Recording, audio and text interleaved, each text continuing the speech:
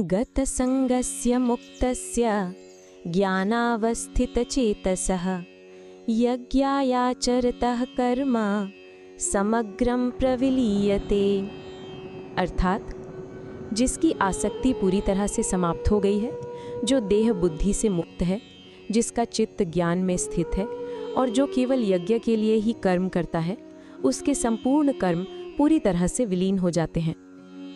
ये श्लोक बताता है कि एक मुक्त आत्मा के कर्मों का अंतिम परिणाम क्या होता है। 1. व्यक्ति की योग्यता।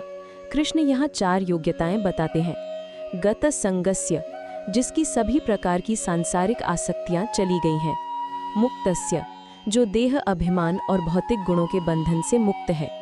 ज्ञानावस्थित चेतसः, जिसका चित्त या चेतना पूरी तरह से आत्मज्ञान में स्थित है। यज्ञाय आचरतः, जो अपने सभी कर्म केवल यज्ञ के लिए यानी भगवान की प्रसन्नता के लिए निस्वार्थ भाव से करता है। 2. कर्मों का परिणाम। समग्रम प्रविलीयते, ऐसे व्यक्ति के समग्रम कर्म यानी सभी कर्म अच्छे और बुरे प्रविलीयते पूरी तरह से विलीन हो जाते हैं।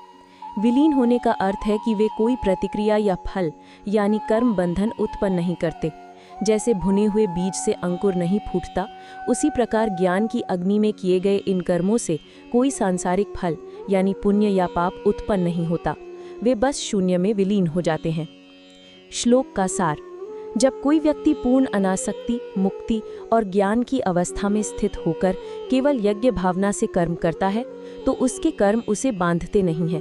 वे कर्म और उनकी प्रतिक्रियाएं दोनों ही आध्यात्मिक चेतना में पूरी तरह से घुल जाते हैं और व्यक्ति कर्म करते हुए भी कर्म बंधन से सर्वथा मुक्त रहता है।